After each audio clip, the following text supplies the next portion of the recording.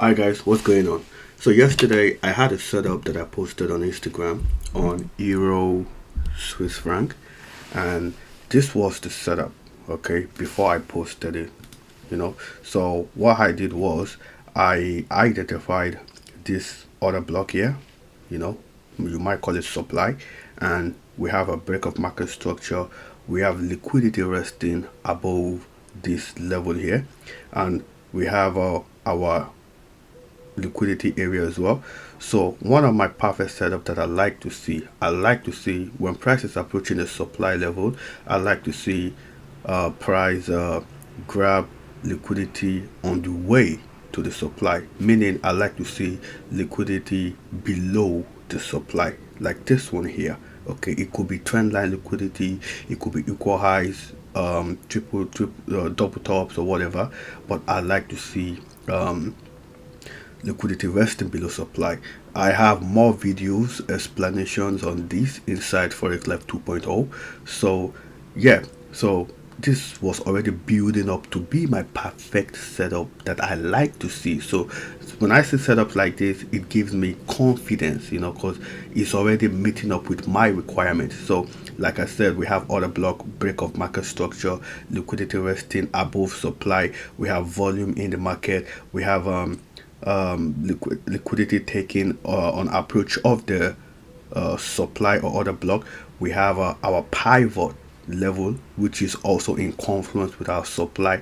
This is perfect. So my bias was for, you look at this illustration here, I wanted price to push above this supply or order block to grab the liquidity around here before selling to the downside. So this was my setup on Euro Swiss franc yesterday, and for some reason I was out, and it played out exactly the way I wanted it to play out. But I was not home, I was not in front of my computer, so I missed this opportunity. Look at exactly what happened. Price extended higher, grabbed the liquidity resting above the supply with this wick, and immediately it pulled back to the downside. You could see this every downside movement here. This is what we call displacement. Okay, so when you see displacement like this, it's more likely to cause a fair value gap, FVG or IPA or imbalance, whatever you want to call it. So when you see something like this, it's very more likely for it to cause a fair value gap. And what do? We lower to smaller time frame, wait for price to pull back or run back into this fair value gap before taking a sell trade. But we don't tell market what it should be doing. We do not know exactly how market is gonna play out. So, but this is my scenario one. I don't, like I said, I don't tell market what it should be doing. I only react to what I see in the market. So if I see price run back into this fair value gap, I will use the fair value gap on the lower time frame to take my trade. But so far so good. I have my confluences ready. Confluences number one, liquidity taken out, liquidity taken out here as well. Candlesticks, signals, all sort of. So yeah. But then I was watching this pair for it to give me that opportunity to take a sell. But yes, I haven't seen that just yet. So now we're gonna go back on the live chart now to see what market is saying, to see if it's possible for us to get an entry, or let's say I'm just gonna tell you what I will be looking forward to before the end of the day on this currency pair. So I'm gonna jump on the chart right now and show you what I have. So if you look at this is the current market condition. This is my pivot. You could see exactly what I told you. Market gave us that displacement, and now market is consolidating. Okay, when you see consolidation, I always say market is getting ready for that big move. So is it possible for us to see that fair value gap to be filled? And you can look at the chart right now. We have the 200 EMAs right in confluence with the zone properly. And let's check the 4 hour real quick. Let's see what we have on the 4 hour. On the 4 hour, where's my pivot? Okay, perfect. All right, nothing much, just this rejection, massive rejection on the 4 hour. Look at that massive wick out on the 4 hour. But now let's go back to the normal 30 minutes. So the question is it possible for us to see price pull back into this fair value gap to this area for my entry. I'm not sure, but currently this is what I'm looking at now. All right, I have this. I like to play with the chart, to be honest. I like this. All right, and we have impulse correction, whatever. But then if you look at this closely as well, we have this. Oop, what happened to my trading view? Okay, that scared me for a minute. No, I'm gonna refresh this.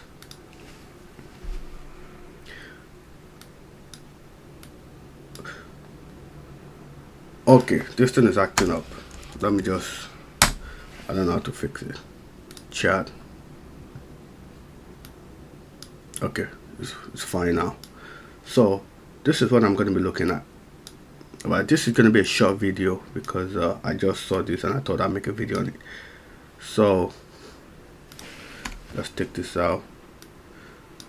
So the question, like I said, can we still see price push to this entry over here? Obviously, I don't know. Nobody knows.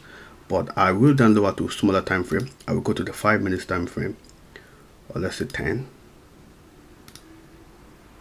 to see if we can get another entry.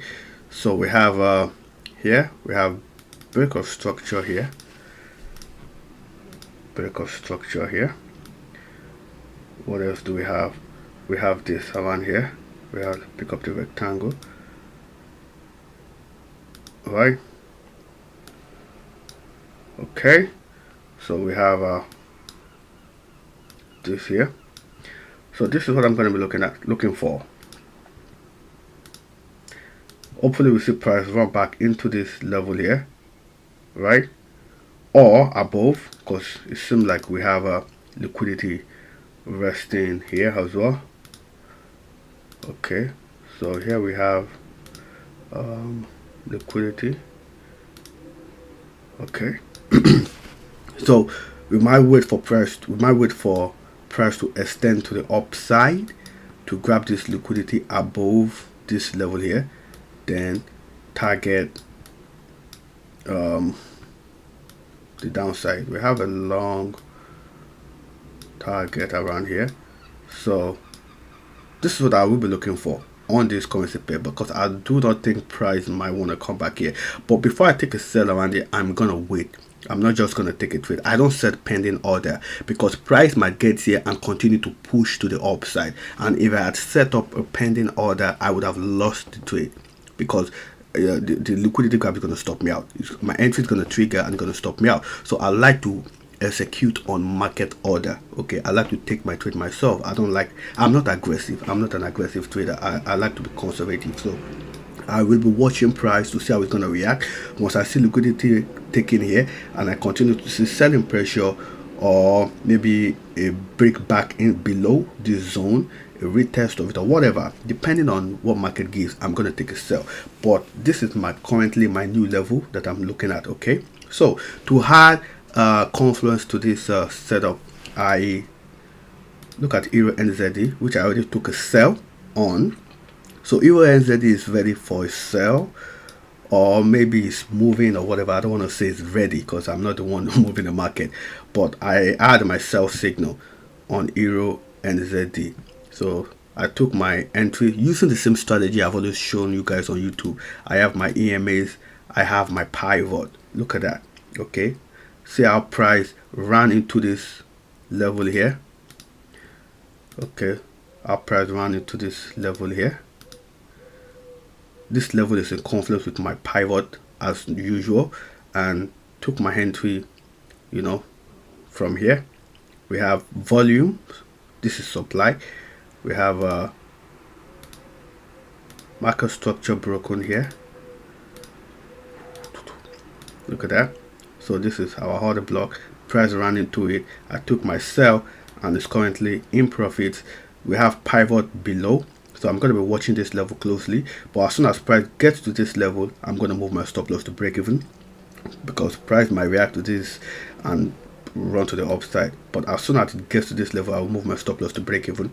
And here is my final target, similar to what we have on Euro CHF. Okay, similar to what we have on Euro CHF. Pivot also around here below. Look at EN, pivot below. Look at Euro CHF, pivot below. Look at here, pivot below that. Look at EN, pivot below that. Target, look at the distance between the final target, look at the distance between the final target, similar. Okay, so they correlate. So this is how I use these two pairs to correlate each other. Not just these two pairs, even with Euro AUD, similar. You could see similar. So yeah, that's what I'm looking at. Okay, so for Euro CHF, Euro AUD, I've not been checking. I have a trade running on Euro AUD anyways. I've been holding this trade since last week, so which is still fine. From here, my entry was from here, so I'm maybe over 300 pips on this one. So this one is still running in profit. I still want this is still my final target, so I'm still holding. I might want to scale up on this one because look at this pivot here. Price is reacting to this pivot around here. So if we lower this to smaller time frame, you know, so we might actually get our entry around here, but I'll continue to watch for price action to see if I can get a scale up opportunity around here. But so far, this is what I have a trade on the EN that I took this morning, and I'm looking to scale up this one as well.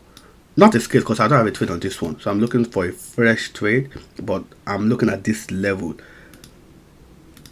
right on this one. So anyways guys, so I just said I should make a quick video for you guys to show you guys what I'm looking at today, and hope you guys are able to learn something. And if you're new to the channel, please subscribe, comment below if you want me to talk about anything. Follow me on Instagram, fx.professor, and yeah, if you have questions, let me know. And thank you guys for watching. Bye.